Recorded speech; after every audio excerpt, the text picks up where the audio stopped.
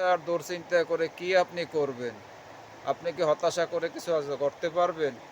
দুশ্চিন্তা করে কি আপনি আপনার জীবনকে ঘুরিয়ে আনতে পারবেন? যেহেতু পারবেনই না, অতএব আল্লাহর উপরে ছেড়ে দিন।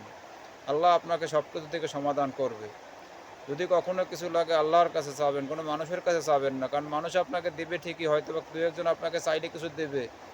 পরক্ষণে আপনার অবর্তমানে আপনাকে নিয়ে তিরস্কার করবে, হাসি তামাশা করবে। অতএব মানুষের কাছে চাওয়া লাগবে না আপনার। যা লাগবে আপনি আপনার আল্লাহর কাছে চান। আপনাকে আল্লাহ দেয়ার জন্য বসে রয়েছে। আর মানুষকে নিয়ে কখনো আপনি হাসি তামাশার পাত্র বানাবেন না। মানুষ কিন্তু আপনার কাছে খেলনার পুতুল না। সে কিন্তু আপনারই মতো মানুষ। হয়তো আল্লাহ তাআলা আপনাকে দিয়ে কিছু দিয়ে পরীক্ষা করতেছে। আপনার হয়তো গাড়ি-বাড়ি আছে। আর যে লোকটা রাস্তায় দাঁড়িয়ে আপনার কাছে চায়, সেই লোকটা হয়তো অসহায় বলে আপনার কাছে হাত পাততেছে। তাই আপনি যদি দেন, পারেন কাকুতে তাকে কিছু দিবেন, পারবেন না আপনি তাকে হাসিমুখে বিদায় দিবেন। কিন্তু তার জন্য তার সাথে হাসি তামাশা করে তাকে ব্যঙ্গ করবেন না। কারণ হয়তোবা একদিন আপনিও তার কাছে হাত পাততে পারেন। কোনো না কোনো কারণে আল্লাহ তাআলা আপনাকে তার কাছে মাথা নত মানে তার কাছে হাত পাতাইতে পারে। তাই কাউকে কখনো অবহেলা করবেন না। অবহেলার পাত্র কিন্তু কোনো মানুষই নয়। প্রত্যেকটা মানুষের কাছে আমরা কিন্তু ধরা।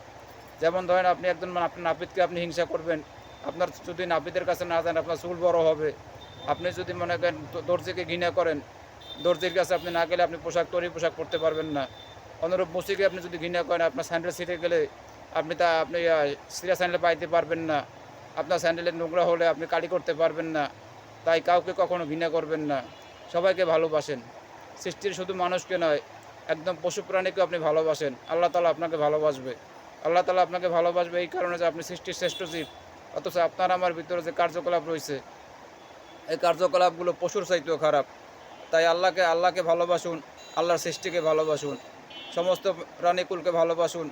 আল্লাহ তাআলা আপনাকে আমাকে সহি সালামতে রাখুক। আলহামদুলিল্লাহ।